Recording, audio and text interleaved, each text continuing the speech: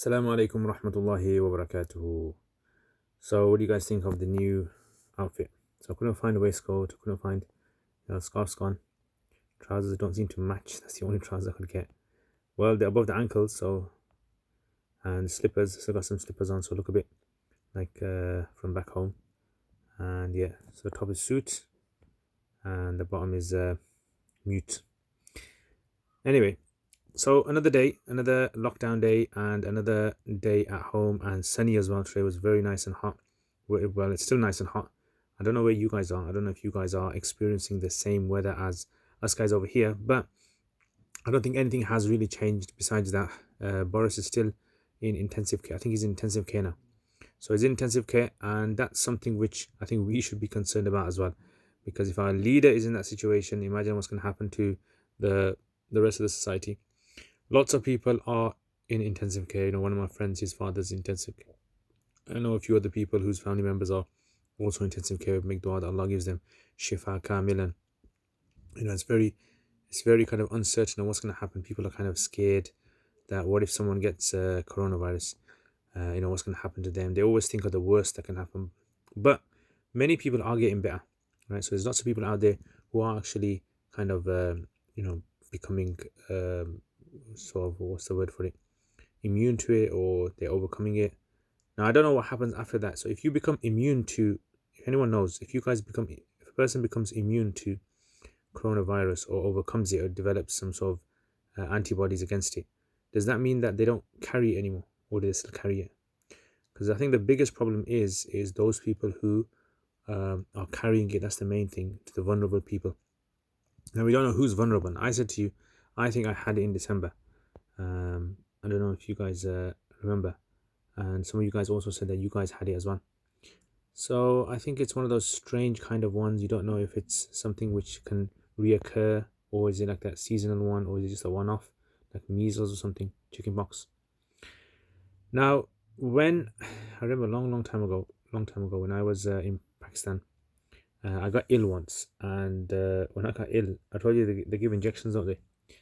So once what happened was I went to the doctors, and the doctor said, "Okay, come on, I'll give you injection straight away, without even kind of checking anything, without asking anything." And one injection he gave me in my arm. I think it was my left arm. Yeah, and that was, like you have that pain that lasts for a few hours. So then after that, next day it wasn't getting better. So they said to me, go back to the doctor again, like get a refund or something. So I went back to the doctor. The doctor said, "It's still not getting better." I said, "No." He goes, "Okay, take this one now." So then he gave another injection, and I said to him, I've had one already. No, this is another one. So then he made me lift up the sleeve of my right hand, and he gave me injection on the right hand. So both my left hand injection, right hand injection. Then next day, the third day, I came back, and I was still ill. And then he said to me, "Okay," he said, "Right, another injection." And I was saying, "No way." He goes, "No, you have to take this injection. This injection is the one that's going to kill you." So then I said to him, "Look, you know right hand, left hand." And you know what he said? He goes, "No, now you're going to do your backside." That was like, upper thigh. And I said, "No way. How am I going to, have injection over there?" He goes, "No, you have to. So then I just like lowered my trousers slightly, and then he gave me injection there, and that was the injection. I couldn't sit down for a few hours. And you know what? I just sometimes when I think of that, I just feel sorry for all those people that every day, diabetes and other things, they have to take all these injections and tablets and medications. And alhamdulillah, Allah has saved me from that, and many others I'm sure are saved from that. I'm sure there's many of you out there who have illnesses that you guys go through. Put in the comments if you have some sort of an illness, and we'll make dua for you. Allah subhanahu wa ta'ala give you shifa, and Allah give shifa to all the people who are suffering from these illnesses. So the coronavirus itself, I think it's something which let's see my suit. Yeah, you guys like that one, or yeah. So coronavirus is something which I think makes a lot of people more aware now. I mean, takeaways closed, people lining up to go to the shops to buy things, simple things that in life you thought you could have done. Now you got to think twice about meeting people and online. For me, I mean, it's not that difficult for me because a lot of my studies is I just transferred online, so it's not really kind of. But I know some people will find it very difficult with their lives, especially people who have kids, and they would have to. I don't know. What do you guys do with when it comes to kids? How do you guys deal with them? How do you guys manage in these days? It's holidays anyway, so I'm guessing you would have had kids at home anyway. Do you have a routine? Do you teach your kids at home? Are they homeschooled? I know that Sheikh Aslam. So if you guys are subscribed to Sheikh Aslam, Sheikh Muhammad Aslam, he has a very good like a kid series, yeah, for kids, and I heard that's quite popular as well. A lot of people are doing that. And I think maybe you guys should try it as well. Try watching it. See how your kids find it as well, and try other things with your kids as well. I don't know. Does anyone read Quran with their kids at home? Does anyone do du'as, recite du'as, stories as well? That's a good one. Yeah, reading stories with kids in places. I think in places like when I was in Pakistan over there, because the culture is very Islamically sort of orientated. People already kind of have this kind of culture at home where reading Quran is something that people do at home, and going to the mosque or hearing the adhan. And in Ramadan, you can see it clearly in Ramadan where everyone kind of is fasting, and it's a kind of people realize the importance of character and Islam in these kind of places. But in our kind of situation, it's a bit different because we have like this structured education system, and a lot of parents, I think, they expect the education system to provide the correct sort of understanding of life and tarbiyah and these kind of things that society gives. But sometimes I think we need to kind of analyze what is better. Is it better to send your kids to school? Is it better to teach them at home? I don't know. What do you guys think about this? A long time ago, obviously, in the past, there wasn't a structured system where people had to go for education until a certain age. But nowadays, there is. I personally think a lot of the things they do teach in school is not necessary. Maybe they could make it a bit more friendlier. There's some countries I've seen a documentary. I think is it Sweden? I think it's Sweden. Is it Sweden or is it Finland? One of them. They have a very short day education system. Its syllabus is very different from what we have, and the way they teach them is more interactive, and it's more skill gaining. So these are the kind of sort of like methods maybe we need to look into as well, about how we can improve our like maktab system, teaching the Quran, teaching manners, parents getting involved as well. I think parents getting involved is extremely important when it comes to education. Some schools, I remember one of my friends was saying in some schools in Pakistan, not just madrasa schools as well, where the parent has to have an active role in the child's education. So there's a certain number of books that the parents must make sure that the child reads in their own time, and has to fulfill like certain sort of tasks as well, outer curricular tasks, for in order for the child to progress. And if they don't do that, then the child is taken off the course. These are the kind of things that kind of force parents. And personally, I think a lot of parents in the UK, I personally think a lot of the parents, they are from a different culture. They're from a totally different culture. Especially a lot of them are from a village culture, village lifestyle, or a very small city lifestyle. And when they come to this society, they have no understanding of the language. They have no understanding of what the society expects from the citizens, from the children when they grow up. And then that kind of results in things like parents being totally oblivious of the importance of the child studying, making sure that they have extra enough education, tuition.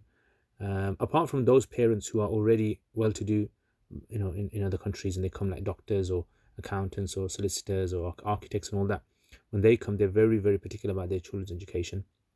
But the vast majority, I think, are from village areas who were brought over who came over in the 70s and 60s, 70s, and they just like kind of like filled in the jobs that needed to be done in this country, and they brought their kids over, and it's like they're providing for their families, but they don't really kind of spiritually and so like what's the word for it, from an education point of view, they don't know what the child needs. Does that make sense, or am I just waffling on? I think that's something that we need to focus on in our society. Now, the new generation, alhamdulillah, is kind of more in tune with society, understands the needs of society, and understands the importance of children. You see lots of tuition classes starting up. You see lots of emphasis on, trying to not just become doctors or something, but trying to gain a skill or something in society which is going to be useful for the society. That's, I think, something we need to build confidence in our children as well. What do you guys think, children? What do you guys think? Do you guys think that I'm saying good, or do you guys think I could say something even better than this? And if I could say even better, then you let me know what I could say. Um, and generally, I think if you look at the time of the Sahaba, it was a very different society then. They didn't have the education system that we have today. They didn't have like a governance system that we have today. They didn't have, technology and all of these things that require, certain progressive skill learning tasks or education systems in place. So personally, I think, sometimes when we kind of want to live like the Sahaba, but the problem is we need to understand what aspects of the Sahaba do we need to live by.